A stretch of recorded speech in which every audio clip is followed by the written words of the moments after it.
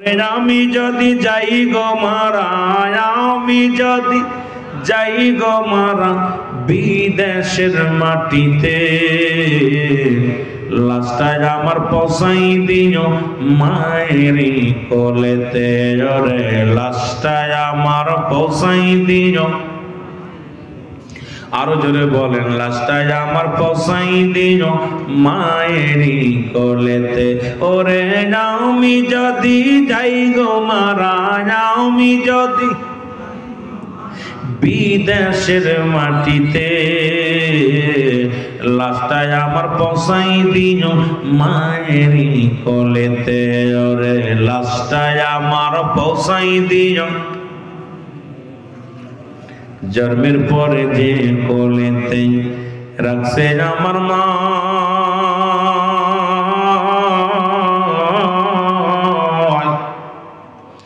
সেই কোলেতে মাথা রেখে বিদায় নিতে চান। জন্মের পরে যে কোলেতে রাখছে আমার মা,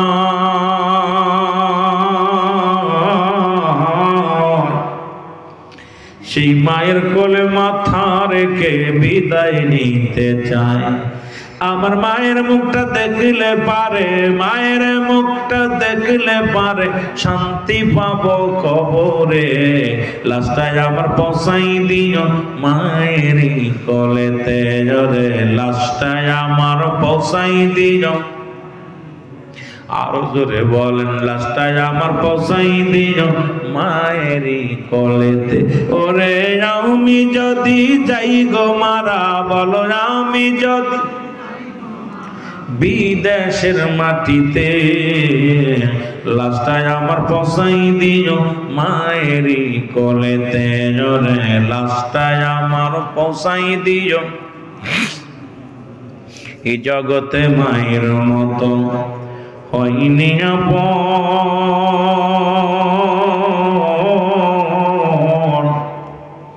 সেই মা বাবার না দেখা যা দিও না দাফন। এই জগতে মায়ের মতো হয়নি কেউ আপন,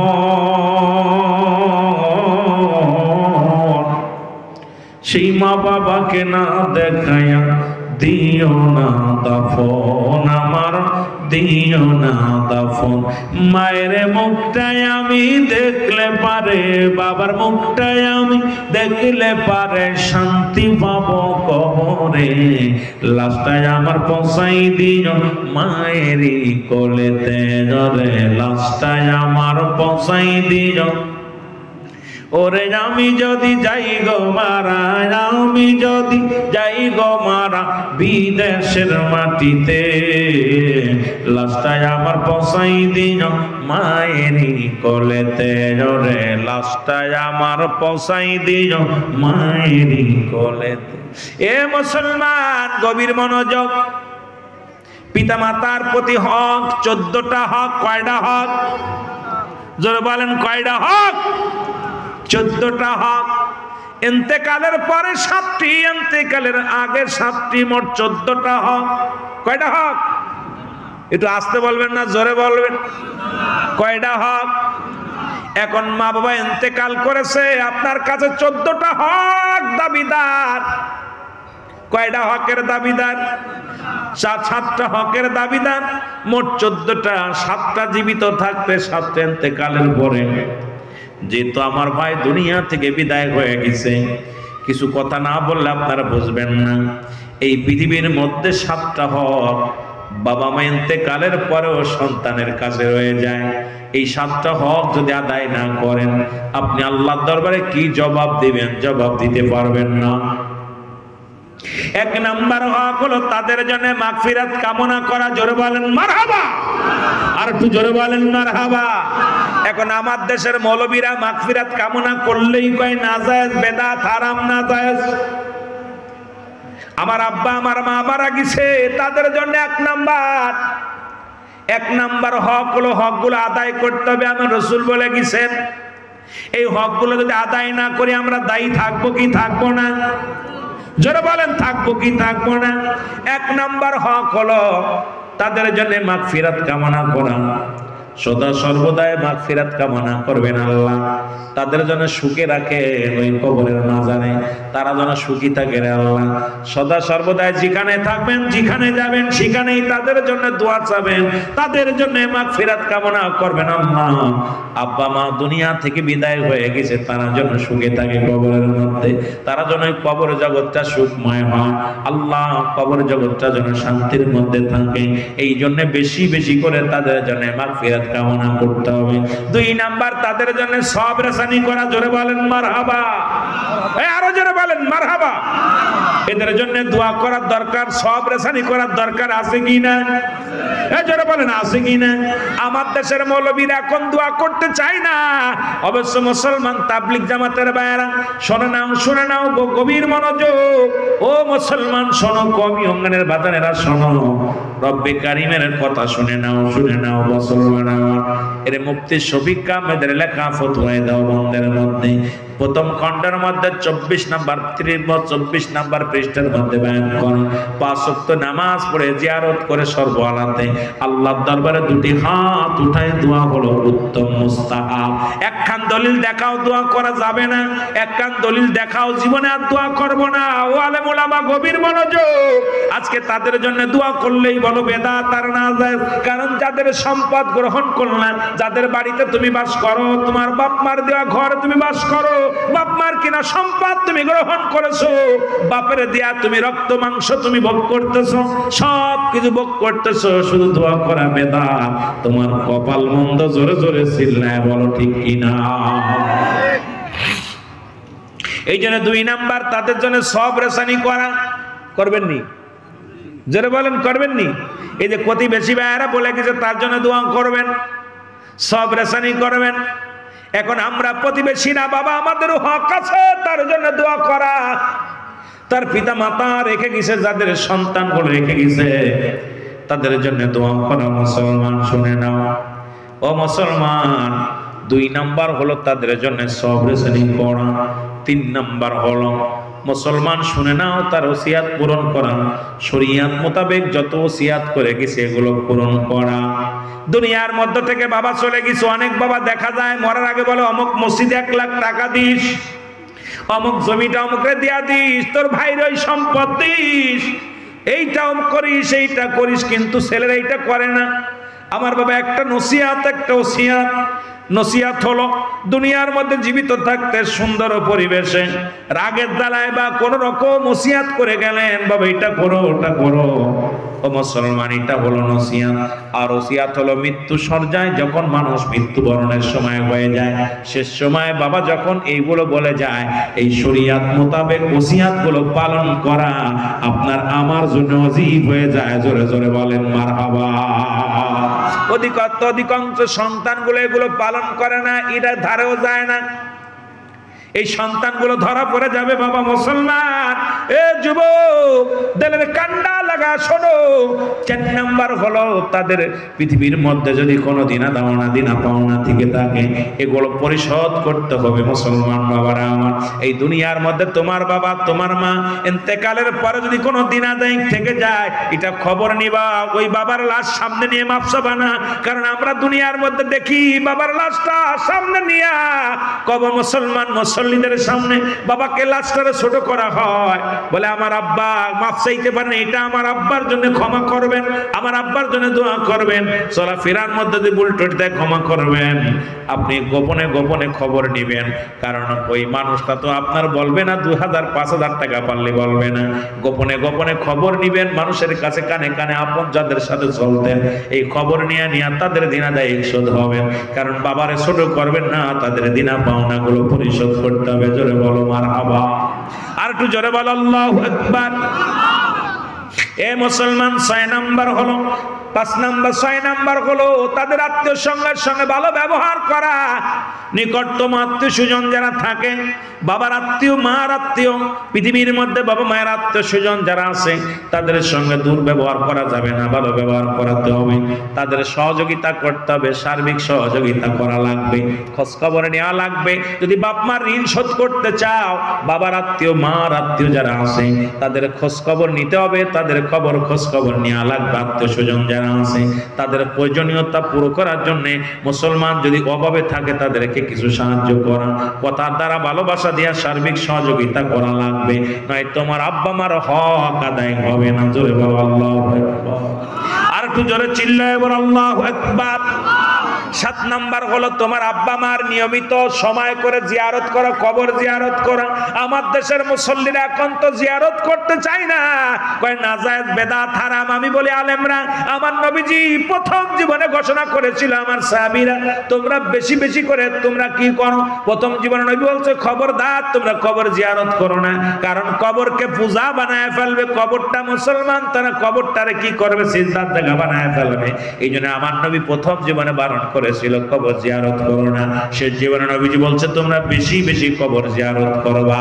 নবীজি শেষ সময় বলে গেছে আমার সাহাবীরা তোমরা বেশি বেশি করে কবর জিয়ারত করবা, কারণ কবরের পাশে দাঁড়ায় গেলে তোমার আব্বা মার কবরের পাশে যখন দাঁড়ায় যাবা সঙ্গে সঙ্গে তোমার ভিতরে একটা অনুশোচনা হবে, হৃদয়ের ভিতর কাফন ধরে যাবে, আব্বা মার জন্য মায়া লাগবে, তোমার দুনিয়া বিমোহ কেটে যাবে, পরকালের কথা মনে পড়ে যাবে। এই জন্য নবী বলছে বেশি বেশি করে কবর গোরস্থানে যাওয়া। আর আমার দেশের মানুষ এখন কবর দেখলেই ভাঙার জন্য প্রস্তুতি। এ মুসলমান শুনে নাও, রাসূল বলছে কবরের পাশে যাও, জিয়ারত করো, কারণ ওই ব্যক্তি অসহায়, নিজের জন্য কোনো কামাই করতে পারে না, কারণ তুমি যেটা দিবে এটা তুমি সেই ব্যক্তির জন্য বড়ই কামে লাগবে রে।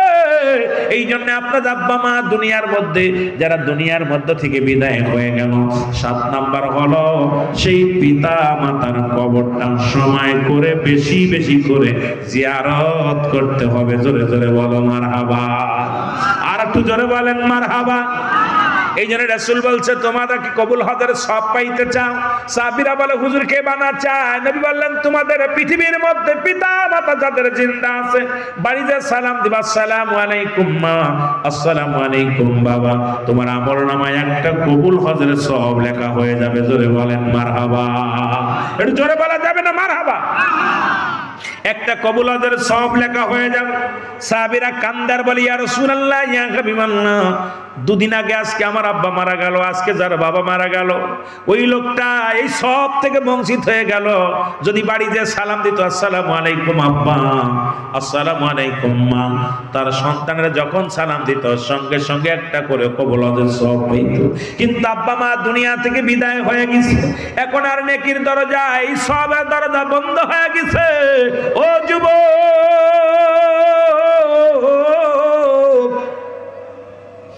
নবীজিও কান্দে, সাহাবীরাও কান্দে। আমার আল্লাহ ডাক দে বলে জিবরিল,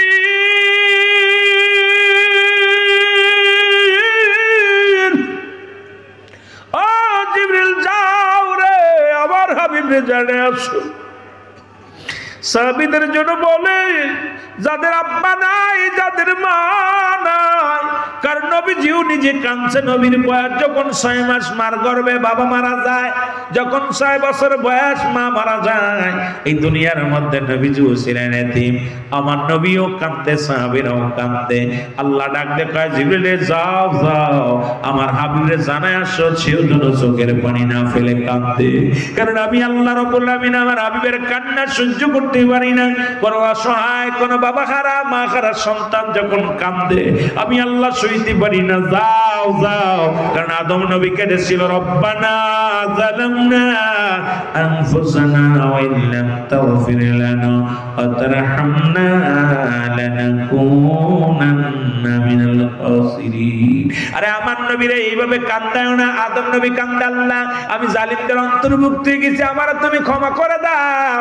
ইউনূস আলাইহিস সালাম কান্দে লা ইলাহা ইল্লা আনতা সুবহানাকা ইন্নী কুনতু মিনাজ জালিমিন। আর ইউনূস আলাইহিস সালাম কান্দে আল্লাহ আমি জালিমদের অন্তর্ভুক্ত হয়ে গেছি, আমার তুমি ক্ষমা করে দাও। আর আমার নবী কান্দে ডাক দে বলে আল্লাহ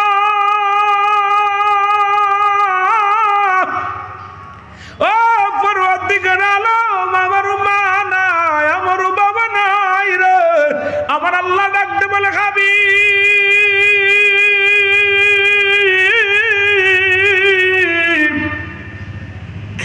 ও নবী নবী গো আপনি কাঁদেন আর বলেন রব্বির হামহুমা কামা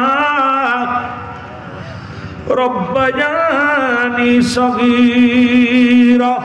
জোরে বলেন না মারহাবা। দেখেন না আদম আলাইহিস সালাম কান্দে, রব্বানা যালামনা আনফুসানা ওয়া ইল্লাম তাগফির লানা ওয়া তারহামনা লানাকুনান্না মিনাল খাসিরিন। কে কান্দে? জোরে বলেন কে কান্দে?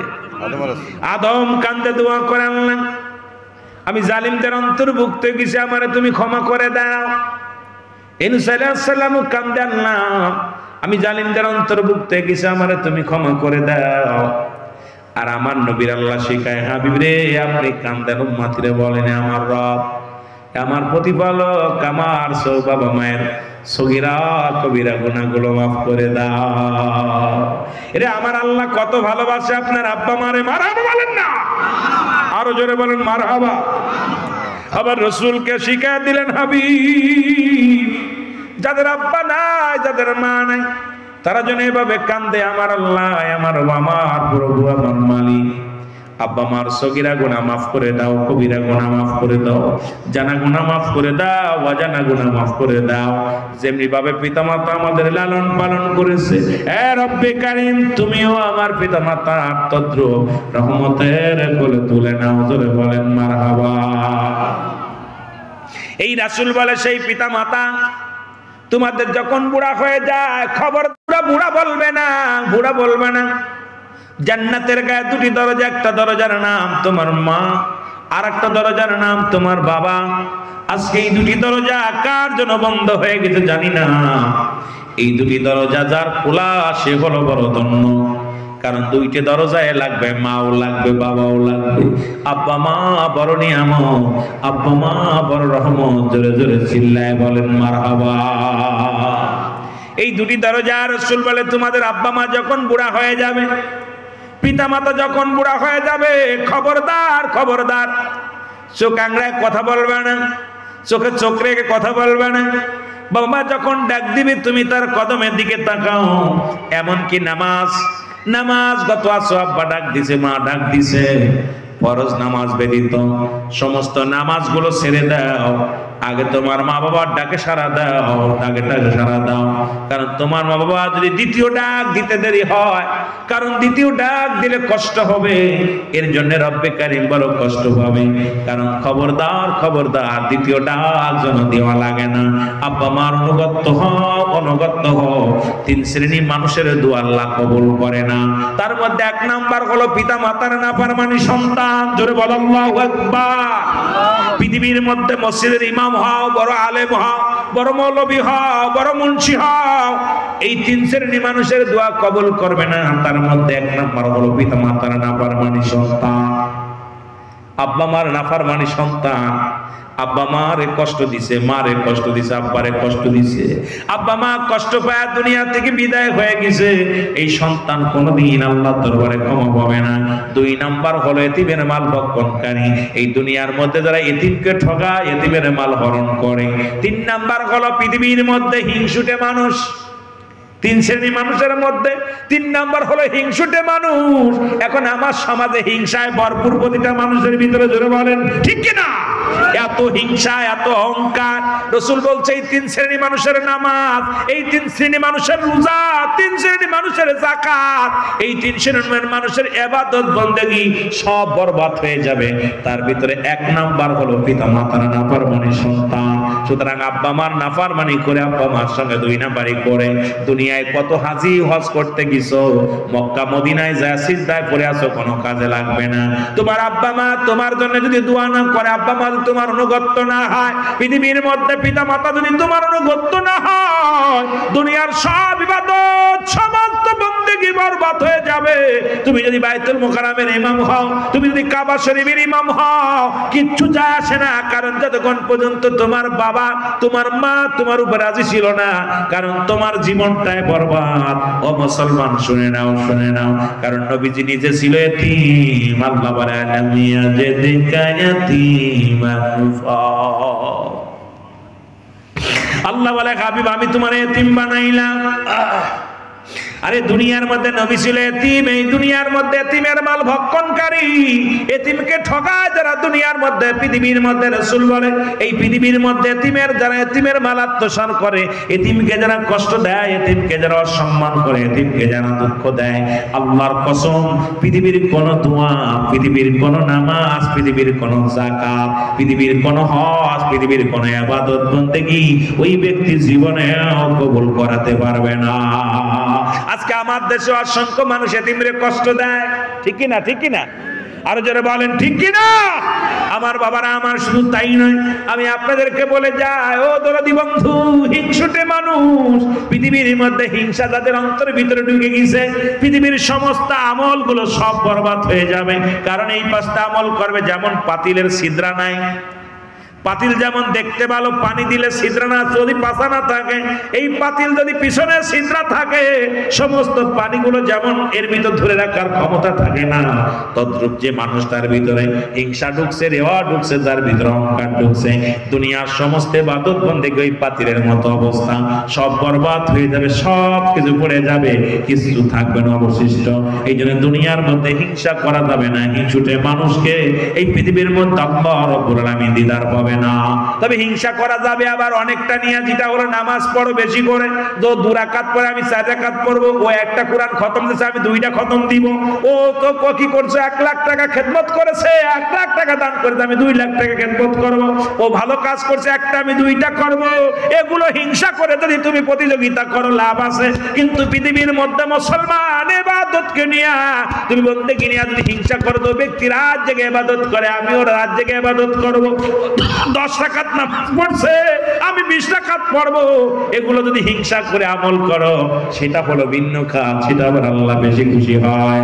জোরে জোরে চিল্লায়া বলা যাবে না মারহাবা। এই মানুষগুলো সব আমলগুলো বরবাদ হয়ে যাবে, বরবাদ হয়ে যাবে। জোরে বল আল্লাহু আকবার। ভাই আয় হায়, 12টা দিয়ে পার হয়ে গেছে, 12টা 15 বেজে গেছে। আমার বাবার, আমার ওয়াজের ময়দান আমি আপনাদেরকে আলোচনার মধ্যে আরো সুন্দর, আমি পিতা মাতার আলোচনায় একটু উঠবেন না দয়া করে, কেউ উঠবেন না, একটু বসেন, আপনাদেরকে সুন্দর কিছু কথা শোনাবো যদি আল্লাহ আমাকে বাঁচায় রাখে। কিন্তু আলোচনা আমি নিজে আমি অসুস্থ, তারপরে আপনারা শুনছেন আমার বিবি, আমার সন্তান 2টাই ঢাকা সরোয়ার্দীতে হাসপাতালে আইসিইউতে ভর্তি রয়েছে। সুতরাং 26 তারিখে ভর্তি করেছি, এই অবস্থার পরে মাহফিল করতেছি। আমি, আমার বডি আছে এখানে, আমার দেহটা কোথায়? তবে এই ইসলামের দাওয়াত দিতে যায়, স্ত্রী পুত্র পরিবার পরিজন হাসপাতালে পড়ে আছে, খোঁজ খবর, এই অবস্থার পর আমি চলতেছি। তো এটা হলো সবচেয়ে ইমানি পরীক্ষা। যদি আমি আজকে না আসতাম, অনেকেই মুনাফিকি করছে আমি শুনেছি, বলছে রুহুল আমিন সিদ্দিকী আসবে না। আমিও এই চিন্তাধারা আমার জীবনে মনে হয় দাওয়াত নিয়ে ক্যান্সেল করেছি, দাওয়াত নিয়ে আমি আসি নাই, এমন কোনো রিপোর্ট নাই, দাওয়াত নিয়ে আসি নাই। কারণ মুনাফিকদের আলামত এটা, মুনাফিকদের আলামত হলো যে আলামতগুলো, 1 নম্বর হলো সে মিথ্যা বলা, কি বলে মুনাফিকের আলামত। আর মুনাফিকদের স্থান হলো জাহান্নামের সর্বোচ্চ নিম্ন কাতার, হুব্বুল ফুজুল, নিম্ন কাতারের জায়গা। মুনাফিকদের আলামত 3টা। নাম্বার 1, সে কথায় কথায় মিথ্যা বলে। নাম্বার 2, সে ছলনা করে, মানে আপনার মিথ্যার আশ্রয় নেয়, ছলনা করে। নাম্বার 3, আমানতের খেয়ানত করে। এ হলো মুনাফিকদের লক্ষণ। তো এই মুনাফিকই, আমরা অনেক আলেম আছি এরকম, দাওয়াত নিয়ে আসি না, এই জন্য অনেক কমিটিও বিপদে পড়ে, অনেক কমিটিও চিন্তা করে, আর এইগুলো না যায় না শুনে মানুষ সমালোচনা করবেন না দয়া করে। অনেকে বলছে রুহুল আমিন সিদ্দিকী আসবে না। আরে ভাই, ইসলামের ভিতর যেহেতু দাওয়াত দিতেছি, ইসলামের ভিতর ঢুকছি, আমি মুসলমান হয়ে মনে করি যদি আমি দাওয়াত লেখে যদি না আসি, আমার মতো বক্তার ওয়াজ শোনায় সম্পূর্ণ হারাম। কারণ এর ভিতরে মুনাফিকি ঢুকছে। জোরে বলেন ঠিক কিনা? তো বিপদ আপদ আসতে পারে, সেটা হলো ভিন্ন ব্যাপার। বিপদ যে আসবে না তা না। যেমন আমি 26 তারিখে আমার সন্তান, আমার বিবি দুজনকে আইসিইউতে ভর্তি করা হয়েছে, সিজারে একটা ছেলে সন্তান হয়েছে, সে বিশাল বিপদে আছে তাদেরকে নিয়ে। সে অবস্থার পর মাগুরা থেকে আপনার ইদেশে, আপনার রিফার দেশে, ওখান থেকে চলে গেছি ফরিদপুর, ফরিদপুর থেকে ঢাকা। এই পর্যন্ত 1 নজর দেখে আসছি, এরপরে ওইভাবে চলতেছে। ছেড়ে বলছি বিবির, আজকে কথা বললাম একটু, বিবি সুস্থ মোটামুটি। তা আমি বললাম, দেখো আমার দাবি ছেড়ে দিও, আমি ইসলামের পথে আসি, আল্লাহ রাসূলের পথে আসি, তুমি থাকো ইসলাম, সন্তানটাকে দেখাশোনা করো, ছোট ভাই আছে দেখাশোনা করতেছে, আর একটা লোক আছে নার্স আছে, তাদেরকে বলে আসছি ইসলামের জন্য নিবেদিত এই মাহফিলগুলো যদি আমি কাজা দিই, আল্লাহর দরবারে জবাব দিতে হবে। মানুষগুলো সবাই তার এক নজরে দেখে না। এই জন্য ইসলামের মধ্যে থেকে আমরা মুসলমান হয়ে আমরা যদি ধারক বাহক, ইসলামের ধারক বাহক হইয়া মুনাফিকি করি, আল্লাহর আদালতে জবাব দিতে পারবো না। এই জন্য আমার বাবারা, অল্প একটু আপনাদের কাছে আমি মসজিদের জন্য কিছু টাকা আপনাদের কাছে চাবো, কিছু চাবো, তারপরে আল্লাহ বাসারেক আলোচনা হবে। কারণ যেহেতু 12:30 বেজে গেছে, 12:15 বাজে, যদি সময় না পাই পরে কথা বলার, আপনারা আমাকে দাওয়াত, মূল উদ্দেশ্য হলো মসজিদের উন্নয়ন প্রকল্পের মাহফিল। সেটা আমার আসল যেটা, সেটা থুইয়া যদি আমরা অন্যদিকে যাই, আমরা কিন্তু কথা বলছি মসজিদ বানানোর হাকিকতটা আমি বলছি, বিষয় বলছি। এরপরে কোরআন থেকে প্রথমে একটু আলোচনা করেছি। মুনাফিকদের লক্ষণ তো আপনারা জানেন। মুনাফিকরা রাসূলের দরবারে যখন যেত, বলতো আমরা মুসলমান, আমরা ইমানদার। রাসূলের থেকে ফিরে এসে বলে হুজুর ওদের সাথে ধোঁকা দিতে গেছি। এই জন্য আমি আপনাদেরকে অনুরোধ করব, কে কি দিবেন জানি না, যদি কোনো দরদি বান্দা যে আমি 5,000 ইট দেবো, 1,000 ইট দেবো, যদি কোনো দরদি বান্দা 20,000 টাকা, 50,000 টাকা, 1 লাখ টাকা, যদি কোনো দরদি বান্দা দিতে চান, একটু দোয়া করব। দোয়ার পরে ইনশাল্লাহ সময় পেলে আলোচনা হবে, না হলে আখেরি মোনাজাত। দরদি বান্দা আছেন কেউ দেওয়ার মতো? দ্রুত আসবেন। আমার ওই বোমা, ওই ঢাকা মডেল স্কুল অ্যান্ড কলেজের শিক্ষিকা, সে 20,000 টাকা। আল্লাহ দয়া করে মেয়ে করেন। অত্র মসজিদের সভাপতি জলিল সাহেবের পুত্র বধূ আনলেন, উনি 20,000 টাকা আনলেন। আজকের এই মসজিদ খানায় দান করলেন। আল্লাহ কবুল করে নাও, মঞ্জুর করে নাও। আল্লাহ কঠিন ব্যাধি মাফ করো, বালা মুসিবত দূর করো, অভাবের দরজা বন্ধ করে দাও, রিজিকের দরজা খুলে দাও। আল্লাহ কত মানুষকে তুমি দুনিয়ার মধ্যে বাদশা বানাইলা, কত মানুষকে ফকির বানাইলা। এই দুনিয়ার মধ্যে আমার ভাই, সে তার পুত্রবধূ, আল্লাহ তার বাবার জন্য, বাবা দুনিয়া থেকে বিদায় হয়ে গেছে, বাবার জন্য কন্যা 20,000 টাকা তোমার ঘর মসজিদের জন্য দান করল। দানকে কবুল করে নাও, মালের বৃদ্ধি করে দাও, অভাবের দরজা বন্ধ করে দাও, রিজিকের দরজা খুলে দাও, ডানার আমলনামা দিয়ে একটা জান্নাত দান করো। জোরে বলেন আমিন। আর একটু জোরে বলেন আমিন। আমার বাল্য বন্ধু খলিল ডিলার অসুস্থ, আল্লাহ খলিল ডিলার ভাই, ওনার বাল্য বন্ধু 12,000 টাকা, 12,000 টাকা দান করতে। জোরে বলেন মারহাবা। আর একটু জোরে বলেন মারহাবা। ভাই মিডিয়াটা বন্ধ করেন, দয়া করে মিডিয়া বন্ধ, আবার চালু করেন। বলছি আল্লাহ তুমি কবুল, বন্ধ করে দেন। আল্লাহ তুমি কবুল করো, মঞ্জুর করো, সব সময় সমাধান করো, অভাবের দরজা বন্ধ করে, রিজিকের দরজা খুলে দাও। আল্লাহ কত টাকা কত বিফলে চলে যায়, আল্লাহ তুমি বাদশারে ফকির বানাও, ফকিরে বাদশা বানাও। আল্লাহ নদীর কুল ভাঙ্গ, কুল করে এই তো নদীর খেলা। সকালবেলা বাদশারে তুই ফকির, সন্ধ্যাবেলা আল্লাহ 12,000 টাকার বিনিময় তুমি জান্নাতের দরজা খুলে দিও। দুনিয়ার গজব থেকে বাঁচাও, দুনিয়ার বিপদ থেকে বাঁচাও, না আমলনামা দিয়ে একটা জান্নাত বানায় দিও। জোরে জোরে বলো না আমিন। এক ভাই আল্লাহ 500 টাকা দান করতে, ধরে বলেন মারহাবা। কি নাম? 500 টাকা দিয়েছে আল্লাহ উকিল মিয়া, 500 টাকা দান করছে। আল্লাহ কবুল করো, মঞ্জুর করো, সব সময় সমাধান করো, অভাবে দরজা বন্ধ করো। দাদু ভাইরা দয়া করে আল্লাহর রাস্তায় কেউ যাবেন না, না দিলেন টাকার দরকার নেই, দোয়াটা করে যান, পারিশ্রমিকটা নিয়ে যান। এত কষ্ট করে বসে আছেন, আল্লাহর কাছে কান্দেন। কার জীবনে শেষ মাহফিল, কত মানুষ লেখাপড়া করে ইঞ্জিনিয়ার হইয়া দুনিয়া থেকে বিদায় হয়ে গেছে, যে কোনো মুহূর্তে আজরাইল চলে আসতে পারে। শেষ দোয়াটা করে যান আল্লাহর কাছে। আল্লাহ কবুল করো, উকিল ভাইরা কবুল করো, মঞ্জুর করো, সব সময় সমাধান করো, অভাবের দরজা বন্ধ করো, রিজিকের দরজা খুলে দাও, না তা আমলনামা দিয়ে একটা জান্নাত দান করো। বলুন আমিন। এটা কিটা আলিফ নাম ছেলে, এই 2000 দিল একজন। আল্লাহ একজন মানুষ 2000 টাকা দান করছে। আল্লাহ নাম জানি না, আল্লাহ ইসলামের জন্য নাম বলা যায় যদি কোনো ব্যক্তি কয় না, নবীজি ডাকছে কে কি দিবা? হযরতে সাহাবী, নবী সাহাবীরা পাগল হয়ে গেছে দেওয়ার জন্য। আমার নবী আবু বকর কি আনছো? বলি ইয়া রাসূলুল্লাহ এটা আনছি। ওমর কি আনছো? আলী কি আনছো? এ মুসলমান সবাই দিছে রে। নবীজি ডাকতে বলছে সাহাবীরা রে তুমি কি দিছো?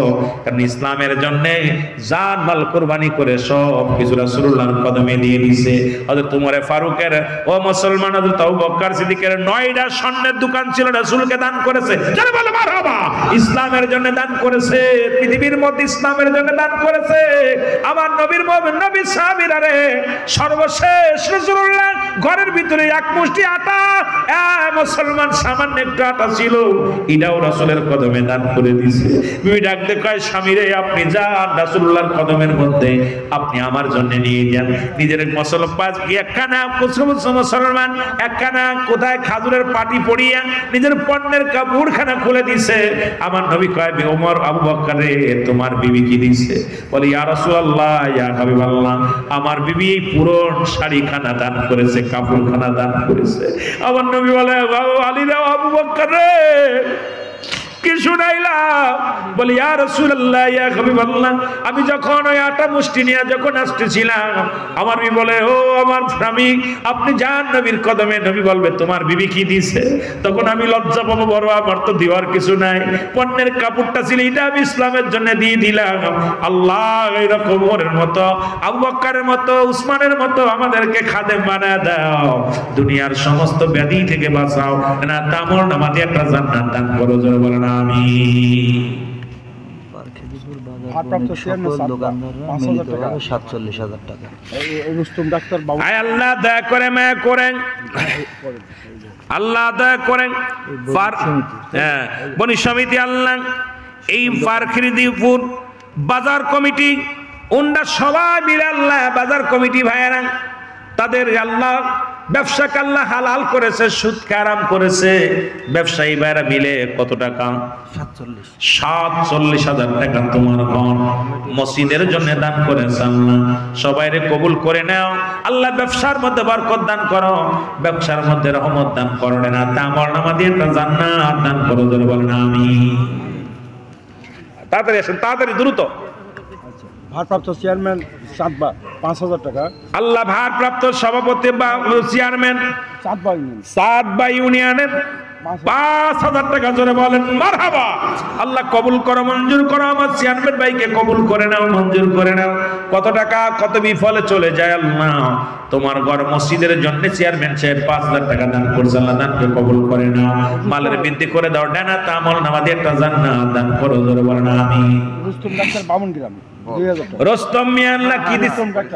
রোস্তম ডাক্তার সাহেব বামনগ্রাম কত হাজার? 2,000 টাকা। জোরে বলেন মারহাবা।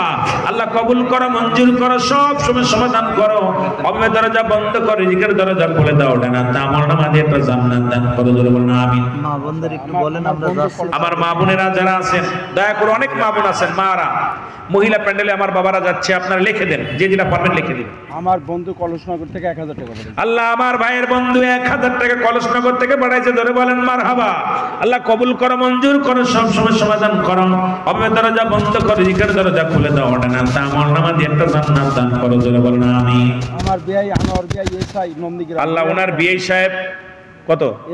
2,000 টাকা। জোরে বলেন মারহাবা। আল্লাহ আনোয়ার মিয়া 2,000 টাকা দান করছে। আল্লাহ কবুল করো, মঞ্জুর করো, সব সময় সমাধান করো, না তামল নামাদি জান্নাত। মউত মৃত্যু নাই আল্লাহর মাহবুব বান্দা যারা হয়, মিরকাত শরীফের 10ম খণ্ড 722 নম্বর পৃষ্ঠা, তাফসীরুল বায়ান 5ম খণ্ড 524 নম্বর পৃষ্ঠায় রাসূল বলেন, সাবধান নারী চালা ইন্না উজাল্লাহি, আল্লাহর তরফ থেকে যারা আল্লাহর মাহবুব বান্দা হয়, লা ইয়ামুত, তাদের মৃত্যু নেই। অসংখ্য আল্লাহর মাহবুব বান্দা দুনিয়া থেকে বিদায় হয়ে গেছে। আমার আগের মাওলানা সাহেব অনেক সুন্দর গুরুত্বপূর্ণ আলোচনা করেছেন। আমাদের ভিতর থেকে যে ভাই চলে গেছেন, রব্বে কারিম যেন তাকে মাফ করে দেন। এই মরণের পেয়ালা পান করতে হবে পৃথিবীর মধ্যে, এর মধ্যে কোনো সন্দেহ নেই। জোরে বলেন লা ইলাহা ইল্লাল্লাহু মুহাম্মাদুর রাসূলুল্লাহ সাল্লাল্লাহু আলাইহি ওয়াসাল্লাম। বন্ধুরে আমার, রব্বুল আলামিনের রিয়াজুল জান্নাহ বেহেশতের বাগান, এই জান্নাতের বাগানে আসার মতো বসার মতো সুযোগ দান করলো। এই সময় কত মানুষ জেলখানায়, কত মানুষ হাসপাতালে, কত মানুষ মৃত্যু শয্যায় সজ্জিত। রব্বুল আলামিন আপনাকে আমাকে জেলখানায় নেন নাই, হাসপাতালে নেন নাই, সুন্দর পরিবেশ জান্নাতের বাগান, কোরআনের মাহফিল, সর্বশ্রেষ্ঠ কিতাব, রব্বি করিমের পাঠানো কিতাব। শুধু মানব জাতির জন্য নয়, গোটা বিশ্ববাসীর জন্য, কুল কায়নাতের জন্য যে কিতাব রব্বি করিম পাঠাইলেন, সেই কোরআনের মাহফিলে আসার মতো, বসার মতো সুযোগ দান করল। উচ্চ কণ্ঠে আওয়াজ দিয়ে চিল্লায় বলেন আলহামদুলিল্লাহ। যে কোরআন পৃথিবীর মধ্যে প্রেরণ করলেন, আসমানের উপর আসমান সহ্য করতে পারেন নাই। যেটা মুসলমান পাহাড়ের উপরে পাঠাইলেন, পাহাড় সহ্য করতে পারেন নাই। দুনিয়ার মধ্যে কোরআনুল কারীম মানব জাতির হৃদয়ের মধ্যে, মানব জাতির মধ্যে দিলেন। এই মানব জাতি সমস্ত জাতির মধ্যে শ্রেষ্ঠ জাতি, আর এই শ্রেষ্ঠ জাতিকে একটা কিতাব উপহার দিলেন, সেটা হলো আল কোরআন। জোরে জোরে চিল্লায়া বলা যাবে না মারহাবা। আল্লাহ বলেন যার মধ্যে কোনো সন্দেহ নাই, পড়েন বিসমিল্লাহির রাহমানির রাহিম।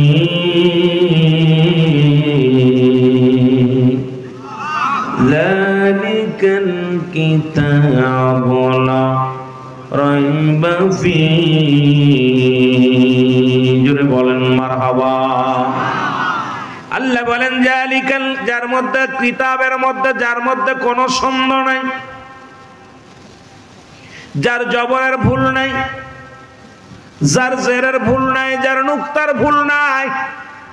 পৃথিবীর মধ্যে এমন একটা কিতাব যা দুনিয়ার মধ্যে মানুষেরা লেখলেন, কবিরা লেখলেন, হাজার হাজার ভুল আছে, হাজার হাজার ভুল থাকতে পারে, কিন্তু রব্বে কারীম যে কোরআনুল কারীম আপনারা আমার জন্য পাঠাইলেন, এটা কোনো হক্কর ভুল নাই, কোনো জেরের ভুল নাই, কোনো নুক্তার ভুল নাই। যুগে যুগে কত মুনাফিকেরা এই কোরআনের আয়াত লেখার জন্য চেষ্টা করেছে। দীর্ঘ 63 বছর পরে রাহমাতুল লিল আলামিনের কাছে, ও মুসলমান, 23টা বছর পরে, এই 63 বছরের জিন্দেগি রাহমাতুল লিল আলামিন, দীর্ঘ 13টা মুসলমান, 23টা বছর পরে যে কোরআনুল কারীম রব্বে কারীম আপনার আমার কল্যাণের জন্য পাঠাইলেন, যেটা গোটা কুল কায়নাতের জন্য, গোটা বিশ্ববাসীর জন্য। কিন্তু এখন বুঝতে পারি বিশ্ববাসী কেন কেন আজকে মুনাফিকি করে। কারণ আল্লাহ বলেন এই কিতাবটা হলো একমাত্র মানবে কার। আল্লাহ বলেন হুদাল লিল মুত্তাকিন।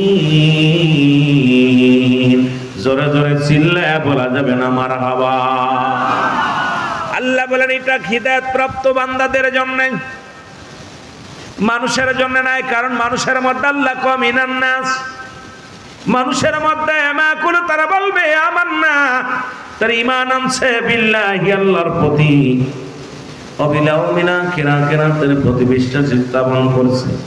ওমা হুম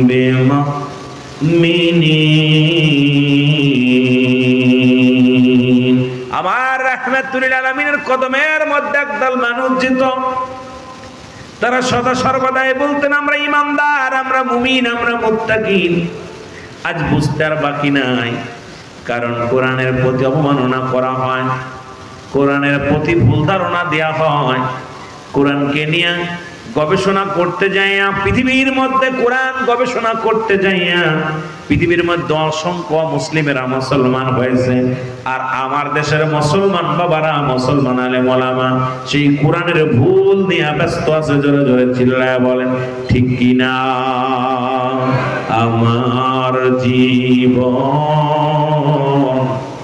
আমার মরণ, আমার জিন্দেগি কবুল করো ওহে আল্লাহ, আমার বন্দেগি বল কবুল করো ওহে আল্লাহ, আমার বন্দেগি বলো। আমার জীবন, আমার মরণ, আমার জিন্দেগি কবুল করো ওহে আল্লাহ আমার বন্দেগি বলো কবুল করো ওহে আল্লাহ আমার বন্দেগি আল্লাহুম্মা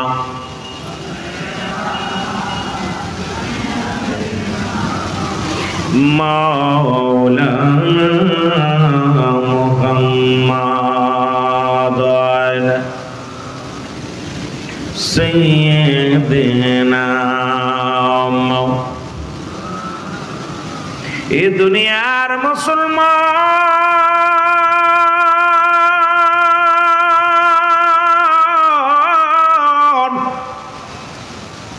যে কথাগুলো বলি দিলের কান্ডা লাগা শোনো গো। আমি আস্তে আস্তে আলোচনার মধ্যে ঢুকব, কারণ এই পৃথিবীর মধ্যে কোরআন যদি গোটা জাতির জন্য বানাইতেন, গোটা জাতি হিদায়াতের মধ্যে আসতো। এই জন্য কোরআনের মধ্যে মজার একটা বিষয়, একমাত্র হিদায়াত প্রাপ্ত বান্দাদের জন্য হলো কিতাব কোরআন। আর এই কোরআন যারা বোঝে তারা নবীর প্রতি তাদের ভালোবাসা আছে, কোরআন যারা মানে নবীর উপরে ভালোবাসা তাদের আছে, কোরআনের প্রতি যাদের জ্ঞান আছে রাসূলের প্রতি তাদের ভালোবাসা আছে, কোরআনের প্রতি যাদের সম্মান আছে নবীর প্রতি তাদের সম্মান আছে। কারণ নবী হলো মুমিনের ঈমান। জোরে জোরে চিল্লায় বলেন মারহাবা। আর একটু জোরে জোরে চিল্লায় বল আল্লাহু আকবার। আর একটু জোরে চিল্লায় বল আল্লাহু আকবার। এখন আমার দেশে অসংখ্য আলেম ওলামা বলতেছে কোরআনের মধ্যে ভুল আছে, সেই ভুলটা ধরতে যায় আর ছোট্ট একটা সূরা। কারণ আপনাদের ইমাম সাহেব যখন সূরা পড়েন, সূরা ইখলাস, সূরা নাস, সূরা ফালাক, ছোট্ট ছোট্ট সূরাগুলো পড়ে তেলাওয়াত করে। আমার দেশের সাধারণ পাবলিক গুলো, সাধারণ মুসল্লি গুলো এই কোরআনটাকে মুখস্থ করে ফেলে। এখন আমার দেশের তথাকথিত কিছু আলেম নাস্তিকদের সঙ্গে হাত মিলায়া, অমুসলিমদের সঙ্গে হাত মিলায়া তারা বলতেছে কোরআনের মধ্যে একটা সূরা জাল, যেটা হলো সূরা ইখলাস। আমার সাথে সাথে পড়েন বিসমিল্লাহির রাহমানির রাহিম। আল্লাহু